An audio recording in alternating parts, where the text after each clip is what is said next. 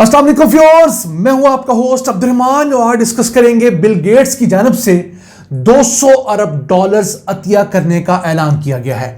जी हां, वही Bill Gates जो माइक्रोसॉफ्ट की वजह से मशहूर हैं और इस वक्त दुनिया के 13वें अमीर तरीन शख्स हैं। फोर्ब्स के मुताबिक उनके असासों की मालियत तकरीबन 108 बिलियन डॉलर्स है। उन्होंने अपना एक ऑनलाइन आर्टिकल शाया किया है जिसका नाम है my new deadline 20 years to give away virtually all my wealth।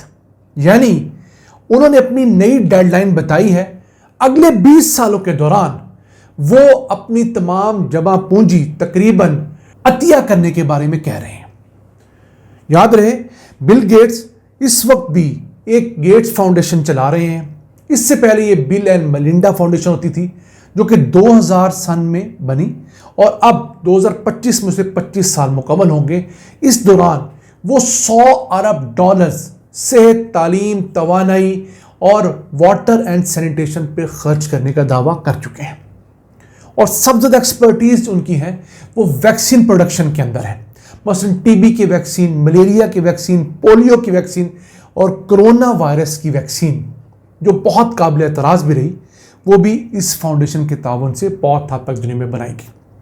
अब इनका प्लान है कि अगले 20 सालों के दौरान यानी 31 दिसंबर सन 2045 को जब बिल गेट्स की उम्र 90 साल हो जाएगी, खा वो जिंदा रहते हैं या नहीं, उस वक्त ये गेट्स फाउंडेशन जो है ये अपने दरवाजे बंद कर देगी और इन 20 सालों के दौरान वो 200 अरब डॉलर्स खर्च करेगी सेहत पर, तवानाई पर।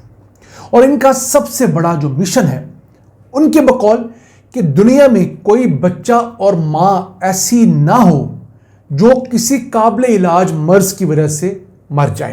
यानी मर्ज तो ऐसा था, नज़ला था, ज़ुकाम था, बुखार था जो काबिल इलाज था, लेकिन माँ बच्चा गरीब थे, बीमारी की वजह से लड़ नहीं सके, उनको दवाई नहीं मिली, उनको प्रॉपर हेल्थ केयर नहीं मिली, तो ये इनकी ख्वाहिश है कि ऐसा ना हो। अब ख्वाहिश तो बहुत अच्छी है और इनके पास करने की बड़ी हद तक कैपेसिटी भी है। वैसे ये सन 2025 बहुत हवालों से बिल गेट्स के लिए अहम है। एक, ये इस साल 70 साल के हो जाएंगे। दूसरा, 1975 के अंदर माइक्रोसॉफ्ट शुरू हुआ, वो कंपनी इस साल 50 साल की हो जाएगी। और तीसरा, गेट्स फाउंडेशन जो है ये इस साल 25 साल की हो जाएगी। बिल गेट्स ने 1975 के अंदर माइक्रोसॉफ्ट की बुनियाद रखी। 1987 के अंदर सिर्फ 31 साल की उम्र में ये दुनिया के पहले यंगेस्ट बिलियनियर बने और फिर 1999 के अंदर दुनिया के अंदर पहले सेंट्री बिलियनियर बने, यानी वो शख्स जिसके असासों की मालियत 100 बिलियन डॉलर्स हुई जो कि डॉक्यूमेंटेड थे। अगले साल असासे इनके कम हुए, लेकिन पहली दफा इन्होंने ये चीज अचीव की थी। उसके बाद सन 2009-10 के अंदर ये तमाम लोग, जेफ बेज़ोस वगैरह, इलॉन मस्क आ गया है, तो बिल गेट्स को आगे जाने का मौका नहीं मिला क्योंकि टेक्नोलॉजी में ये नौजवान बिल गेट्स से कहीं आगे निकल गए। वैसे तारीख में आपने बहुत सारे लोगों के नाम सुने होंगे जिन्होंने अरबों डॉलर्स, बल्कि 100 अरब डॉलर्स का भी कहा जाता है, चैरिटी किए, लेकिन वो कोई डॉक्यूमेंटेड चीज़ उस वक्त नहीं थी। उस वक्त डॉक्यूमेंटेशन इतनी हुई भी नहीं थी। अब ये डॉक्यूमेंटेशन हुई है। तो इस वक्त बिल गेट्स दुनिया के 13वें अमीर तरीन शख्स हैं। सबसे ज़्यादा असासे किसके पास हैं? इलॉन मस्क के पास 342 बिलियन डॉलर्स। दूसरे नंबर पे आते हैं मार्क ज़करबर्ग, फेसबुक वाले, जिनकी असासों की मालियत 216 बिलियन डॉलर्स है। तीसरे नंबर पे आते हैं जेफ बेज़ोस, अमेज़ॉन वाले, जिनके असासों की मालिक 215 बिलियन डॉलर्स है। अब इन लोगों के पास कैश नहीं होता सारा, या प्रॉपर्टी नहीं होती। इन चीज़ों से ज़्यादा कीमती चीज़ें इनके पास क्या होती हैं? दुनिया की सैकड़ों हज़ारों कंपनियों के शेयर्स, उनमें उनकी मलकियत, इसके अलावा मुख्तलिफ IPOs, मुख्तलिफ इनोवेशंस के जो कॉपीराइट्स होते हैं या इंटेलेक्चुअल प्रॉपर्टी राइट्स जो होते हैं वो इनके पास होते हैं। इनकी कंपनियां हज़ारों की तादाद में मुख्तलिफ चीज़ें बनाती हैं, उनमें सैकड़ों चीज़ें ऐसी होती हैं जो पहली दफ़ा बन रही होती हैं, तो उन्हें रजिस्टर करवा दिया जाता है कि अगले 10 सालों तक ये चीज़ कोई और नहीं बना सकता, उसे कॉपी नहीं कर सकता। तो उससे क्या होता है कि 10 सालों तक उसी शख्स को, उसी कंपनी को रॉयल्टी मिलती है। उसके बाद दीगर कंपनी वो चीज़ें बना पाती हैं।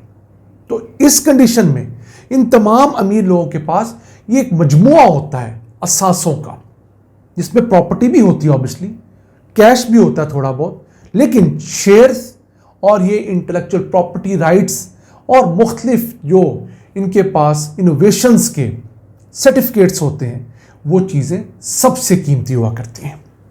अब देखना यह है कि बिल गेट्स की जानब से किया जाने वाला ये ऐलान किस कदर सूदमंद साबित होता है इंसानियत के लिए, क्योंकि बिल गेट्स पर बहुत सारे इल्ज़ाम ये भी लगते आए हैं कि उन्होंने अपनी इस फाउंडेशन के ज़रिए अपना अरबों डॉलर्स का टैक्स बचाया हुआ है। इसमें दूसरी कोई राय नहीं है। दुनिया के तकरीबन तमाम अमीर तरीन लोग अगर वाकई वो टैक्स दें जो उन पर लगता है, तो वो मुल्क किसी से जाके पैसा ना मांगे या कर्जे ना मांगे। तो पाकिस्तान, इंडिया समेत दुनिया के अमीर तरीन लोग ये करते हैं कि अपनी चैरिटी की एनजीओज बना लेते हैं। तो इन अरबपतियों की कंपनियों के जिम्मे जो अरबों रुपए का टैक्स ड्यू होता है, वो टैक्स पूरा अदा नहीं करती। उसमें से बड़ा हिस्सा अपनी ही मुख्तलिफ एनजीओज को दे देती हैं बतौर अतिया, और हुकूमत को बताती हैं कि हमने ये पैसे अतिया कर दिए हैं। तो तमाम मुल्कों के अंदर ये कवानीन है कि आप एक अमाउंट अतिया करेंगे तो उसके एवज आपको उतनी टैक्स में छूट मिल जाती है।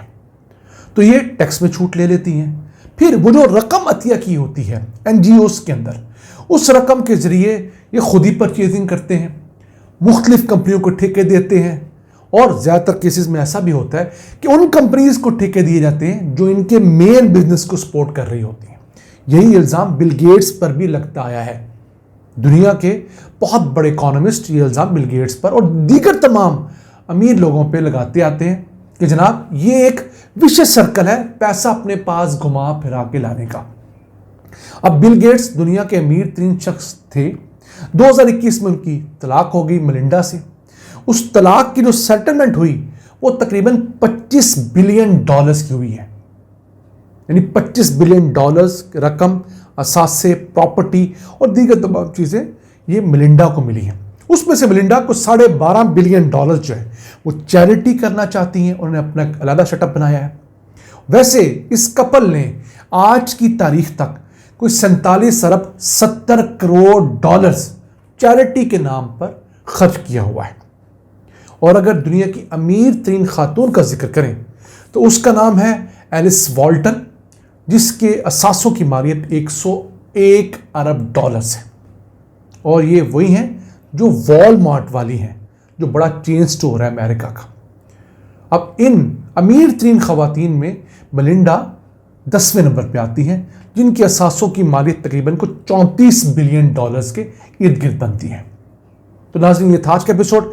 हम उम्मीद है हम एक नया टॉपिक आप तक पहुंचाने में कामयाब हुए होंगे। अपने मेज़बान अब्दुल रहमान को इजाज़त दीजिए। अल्लाह ने के बाद।